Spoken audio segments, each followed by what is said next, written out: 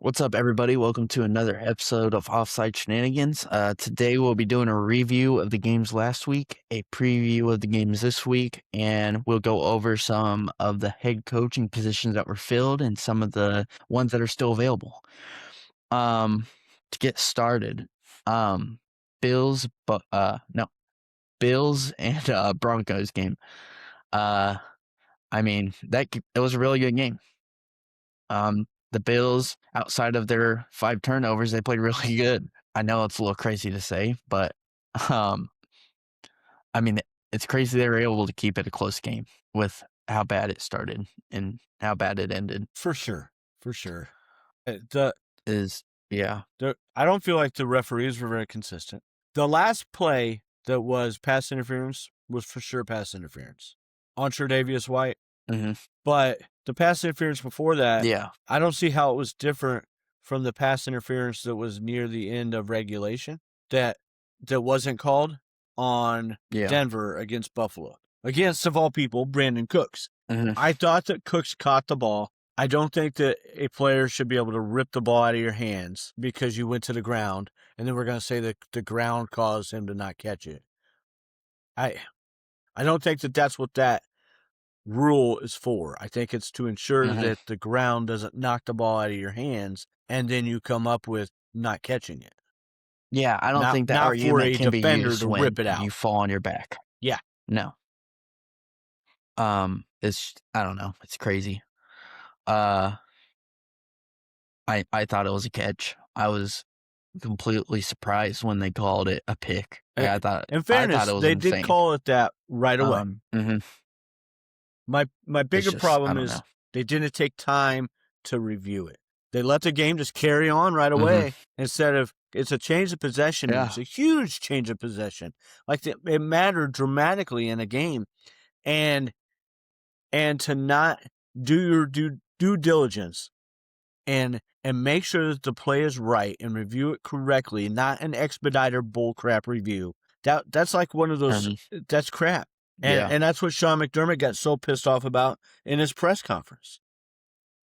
Who got fired the next day. Yeah. I was surprised he got fired, honestly, with how close that game was. I was, but I wasn't.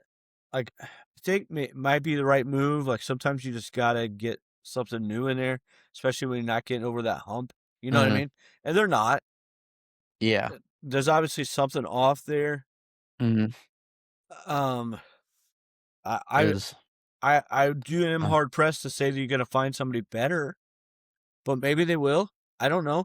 I mean, nobody knew anything about Sean McDermott 9 years ago as far as being a head coach.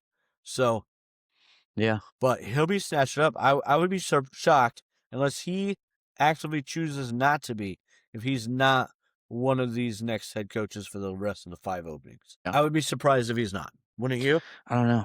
Yeah. I would be surprised if he isn't. I feel like some of these teams would benefit from him going there. I think the Raiders would be a good spot for him with a strong offensive coordinator. Or the Cardinals. I could see them being pretty good. Or even the Browns, honestly, with that defense, I feel like he would have a blast. So do the other two. I just think that there's that Watson contract just hamstrings that organization. Yeah. Oh no, never mind. I forgot all of it was guaranteed. Yeah, they're screwed. I think this is the last year, isn't it? They better hope, but yeah. Niners Seahawks game. That game was terrible. Whew. I feel bad for Brock Purdy. He was getting killed. Beating out George Kittle, that hurt a ton. There's very little Christian McCaffrey can do when all you have to do is really game plan for him. And that secondary is just too good. Yep. That Brandon Ayuk situation is just crazy. Yeah. That's about all you could say for that game. They got steamrolled. For sure. Yeah, he didn't get his money this year, did he? I don't know. Did he get paid? I'm not sure. He did? I don't know. Oh, man. I would assume he got paid. I thought it was voided out because he hasn't been in the facility at all. I think they voided out. But, yeah. Houston and Patriots. That was just terrible. Some terrible football by Houston. CJ Stroud did not play great. I mean, 1 touchdown, 4 turnovers. It's a lot of like those were some bad picks. Um, that was pitiful for the Texans. Yeah, I mean, Drake May picked that defense apart. I mean, the Patriots played great football there. The defense played great. The offense played great. I mean, I think they are like they can be. I think they can win next week, and I think they will. Um, yeah, Drake. Like I was just talking about how the Patriots are on a tear, or how they tore the Texans up Oh like yeah, they're nothing. It's crazy. CJ Um, struggled big time. Sorry, I got my yeah. internet's being stupid. But yeah, I mean, the Texans played horrible, to be frank.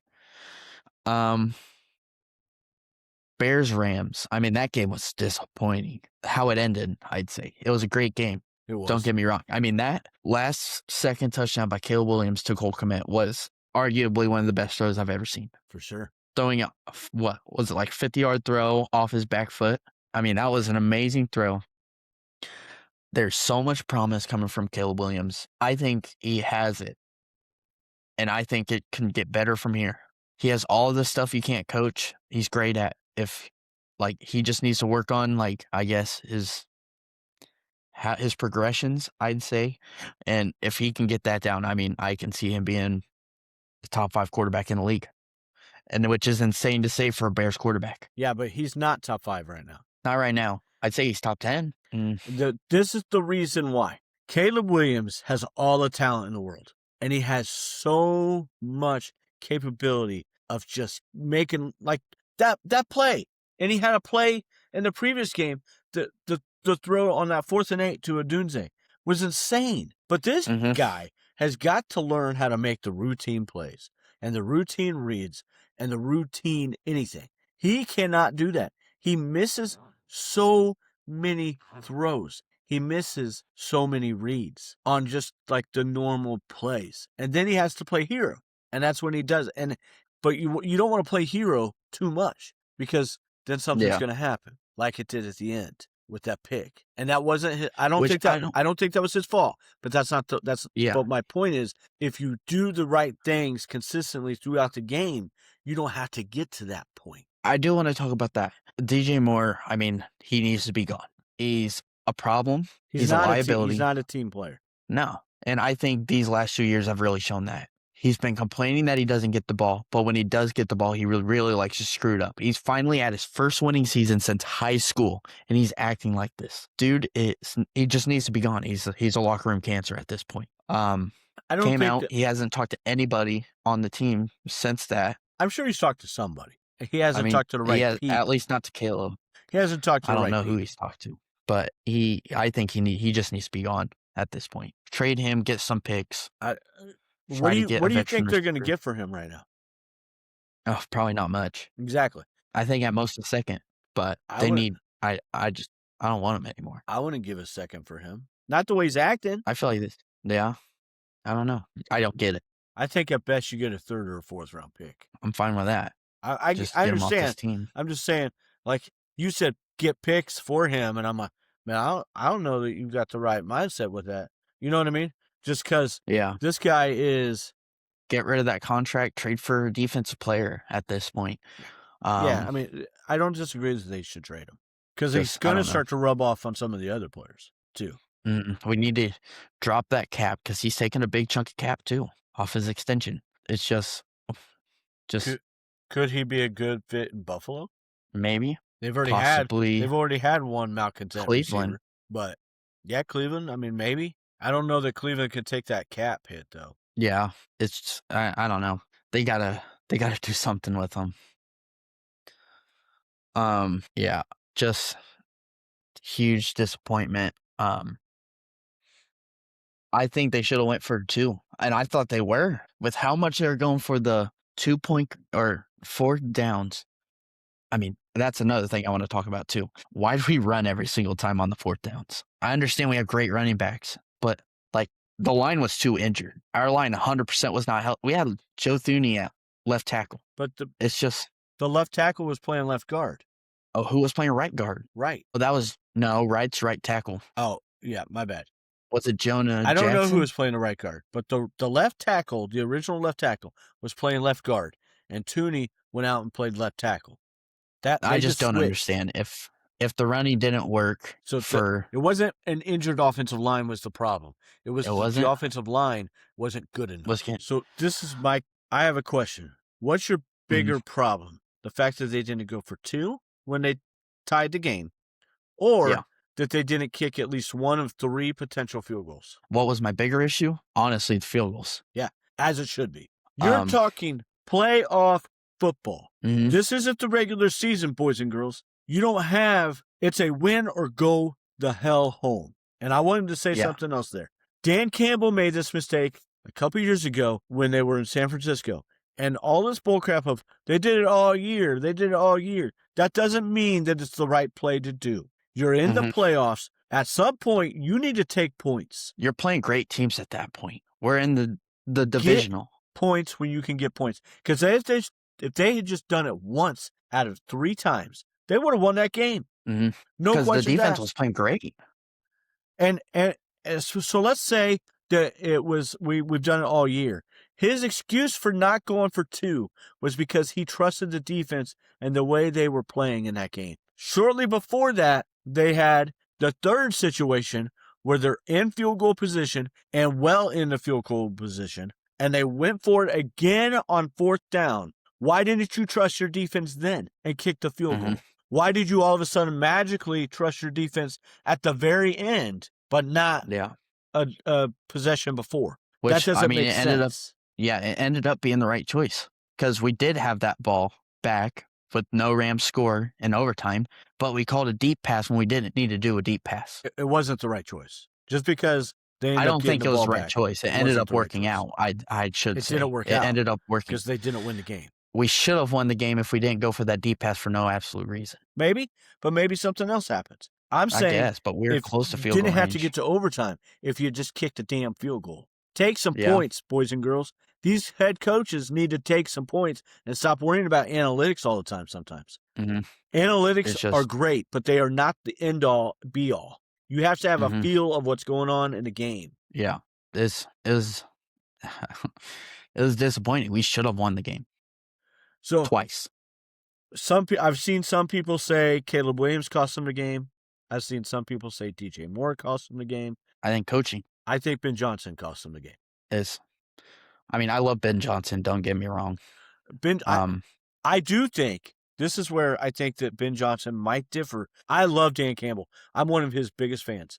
But Dan Campbell does not learn from this. He hasn't yet. I think Ben could and will. Yeah. I expect that he will. He might keep going for it on 4th down in the regular season, but I think he learned from his playoff experience. I get frustrated sometimes with the regular season, but it's not a win or go home in the regular season. And I get that. Yeah. And so be aggressive, man. I get it. But in the playoffs, it's win or go home. If you're down, fine. Keep doing it. But when you're up or like back and forth tied type thing. Yeah. You take those points. Yes. Especially in a game that doesn't have a ton of scoring. Again. The defense was holding its own too. They held the Rams to 20 points or 17 points in regular time. Yep.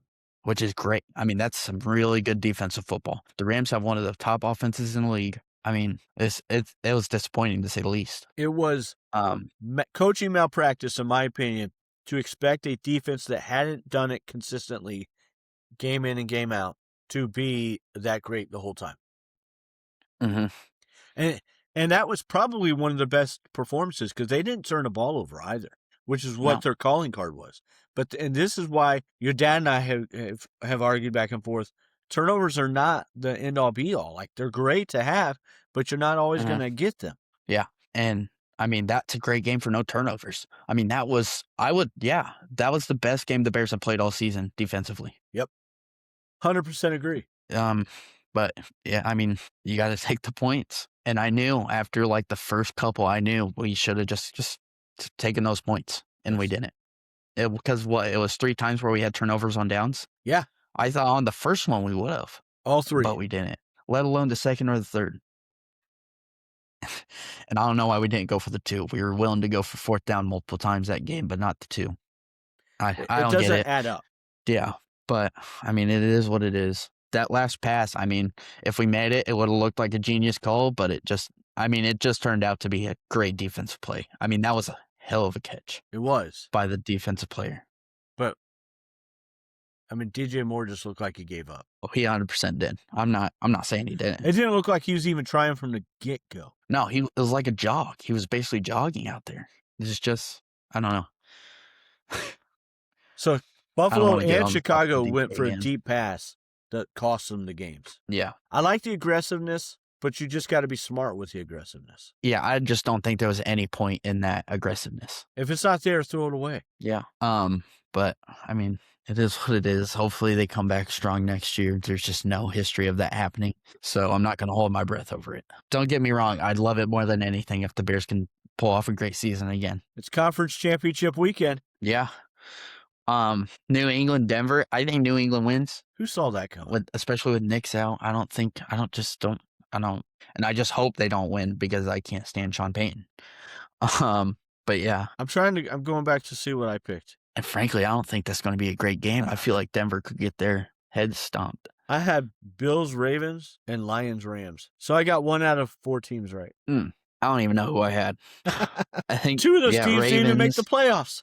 I think the only one I had was Rams, honestly. But yeah.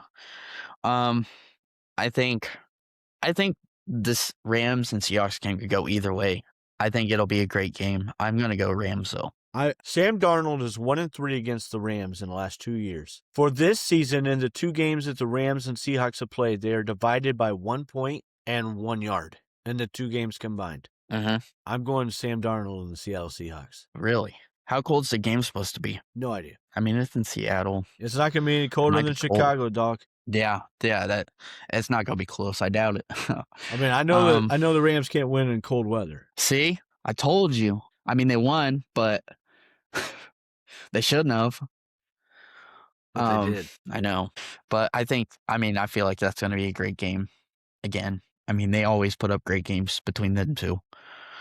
I think this will be the best game of the weekend. Oh, 100%. I think it's going to be a Rams-Patriots Super Bowl. And I feel like that's going to be a great Super Bowl. I don't. You don't? Who do you think loses? Patriots? I got Seahawks and Patriots. I think the Seahawks will roll. But I think the Rams roll too. Yeah. I don't think the Patriots... I mean, I hope that surprises me. You know what I mean? Like, I would love it to be a really good game and everything. And I'm not saying it's going to be like a Niners Seahawks game. Yeah. But I don't know that the Patriots are quite there yet to match up with either of those. It's going to be a warm weather game, so Seattle's defense will suffocate. It's not like Patriots aren't going to have cold weather in their favor at all. I mean, it could be a great football game. I think it will be. But it's not like the Patriots have anything above the Rams. But yeah. The head coaching jobs that were taken. The Falcons now have Stefanski. I think that'll be great for them. Absolutely. That offense is going to look great finally, I think. Just depends on how, what's his name? Penix Jr. plays. Giants have Harbaugh. We talked about that. Again, great for them. Their defense, it just honestly has a huge play on who's their offensive coordinator. Yep. The Ravens got Jesse Mentor, defense coordinator for the Chargers. I mean, he made that defense look great. We'll see who he brings in as his offense coordinator, but I mean, I think they could be pretty good. You think Monken will be the offensive coordinator with the Giants? Probably. I saw that's who he wants. That's my guess too. I don't know how I feel about that. Yeah, me neither. Yeah. The Dolphins, they brought in Jeff Hafley, Green Bay's defense coordinator. What do you think about that? Listen, I don't know. This is the third time. Do you think he'll hold the job for 2 years? I was going to say, this is the third time the Dolphins have brought in a Green Bay defensive coordinator as their head coach. It's not worked out well the first 2 times. No. I think Hafley is a really good defensive coach. I don't know about him being a head coach. Yeah. The Titans brought in Robert Saleh. Again, great defensive coach, questionable offensive or head coach. We'll see who he brings in for his offensive staff. I feel like that's going to be a huge piece in that. I mean, I'm hesitant to say he was questionable. He was with the Jets. Yeah. I mean, that didn't do him any favors. We'll see how it goes here. Mm-hmm. I think he's a great coach defensively. I didn't say I think he's a great head coach. I think he's a great coach. Yeah. For his side of the ball. Yeah.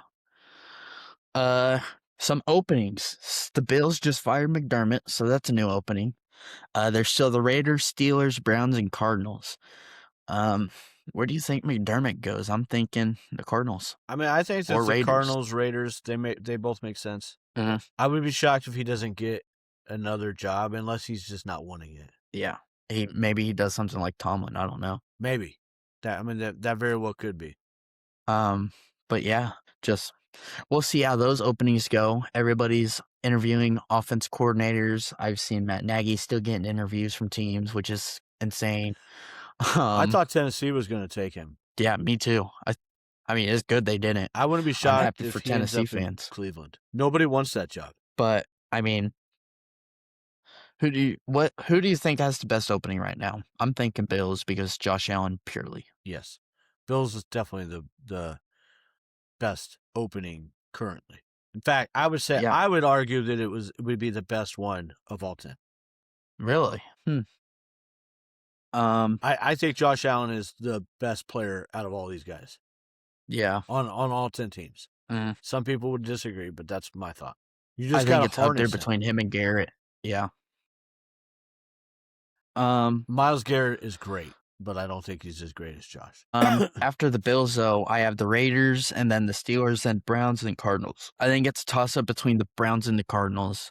It's very close, I think, between the two. Just the Browns have that edge because of their defense. And then the Steelers and Raiders, I think that's also like a toss-up because the Raiders are definitely more, or not the Raiders. The Steelers are definitely more of like an established franchise team, I'd say. Yeah. And the Raiders are they have the number one crack show. Yeah, they have number one pick. They have Genty, Bowers. Yeah. Crosby. They have Max Crosby. We'll see how that goes. I mean, even if they trade him, they're going to get some massive assets for him. Oh, yeah. I mean, I'm seeing the Bears get him. I like Trey Tucker a lot. I think he's a really good receiver. Yeah. They need somebody who can get all these guys the ball better because Geno Smith ain't it. Maybe Mendoza could be. I don't know. At this point, I'd be shocked if he's not the number one pick. Yeah. Fernando. But yeah, I mean, we'll see how these pan out. I mean, they probably will be done, I would guess, after the Super Bowl, the rest of them. Because I feel like, McDermott might be grabbed before the Super Bowl, I'd say. But I feel like most hirings will be done after. I think most of them will be before. Unless they're waiting on a coordinator who is tied to one of the Super Bowl teams. Yeah. But, yeah, we'll see. I mean, the offseason, I feel like this is going to be another really exciting one. Yeah. Thank you guys for tuning in. If you're listening on any podcast platform, subscribe and leave a review. If you're listening on or watching on YouTube, subscribe, leave a comment on what you guys think, and hit that notification bell to be notified whenever we post. Thank you guys. Also, happy birthday to Eli. Yeah.